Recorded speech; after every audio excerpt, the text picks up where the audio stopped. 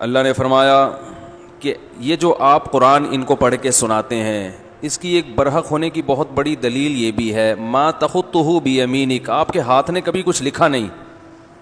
کوئی رائٹر نہ ہو اور ایسی بہترین کتاب پیش کر دے ایک دم، تو یہ اس کی علامت ہے کہ یہ اس کی اپنی لکھی ہوئی کتاب نہیں ہے. کتاب لکھنا آسان کام ہے؟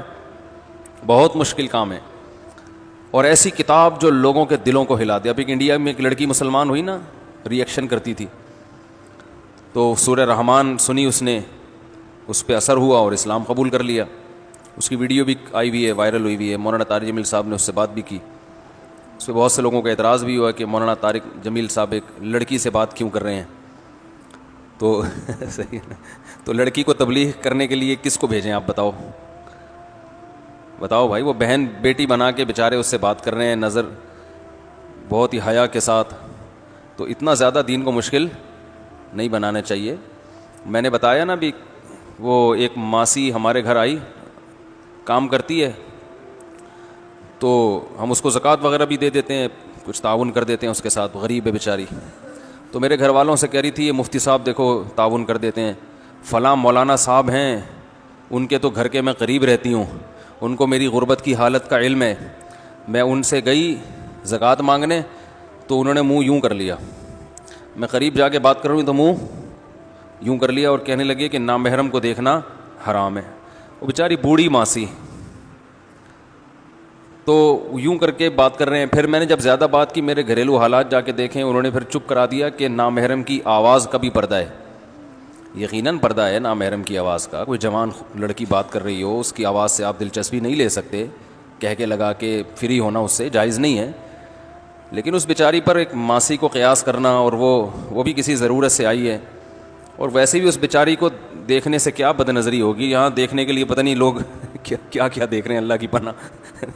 تو مجھے بڑی ہنسی آئی اس ماسی کے انداز پر. کہنے لگی میں جب وہاں گئی تو وہ یوں منہ کر لیا کہ نامحرم کو دیکھنا.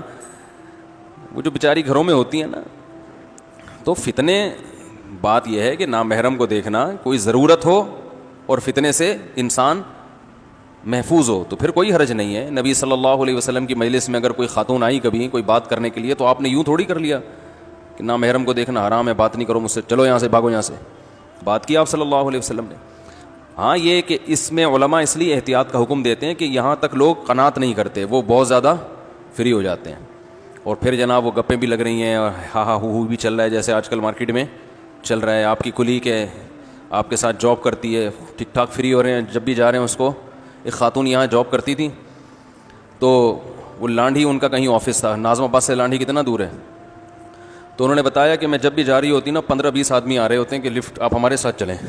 ٹھیک ہے نا، آپ کس کے ساتھ چلیں. تو یہ نیتیں خراب ہوتی ہیں.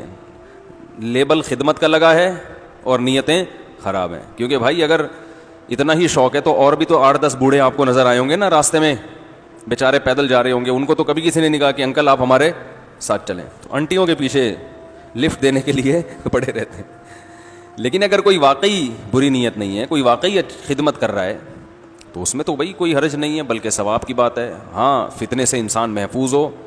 یعلم خائنۃ الاعین، اللہ آنکھوں کی خیانت کو بھی جانتا ہے. وما تخفی الصدور، اور سینوں کے بھیدوں کو بھی جانتا ہے اللہ تعالیٰ. تو ان مولانا صاحب کا بہرحال تقویٰ ہے کہ وہ احتیاط کر رہے ہیں، لیکن اتنا زیادہ جب آپ دین کو بھیانک بنا دیں گے، وہ تو چلیں اپنی لحاظ سے جو کر رہے ہیں وہ تقوی کی بیس پہ ہی کر رہے ہیں، اللہ ان کو اس کا اجر دے گا. لیکن اتنا جب بنا دیں گے تو لوگ دین پہ آئیں گے نہیں پھر.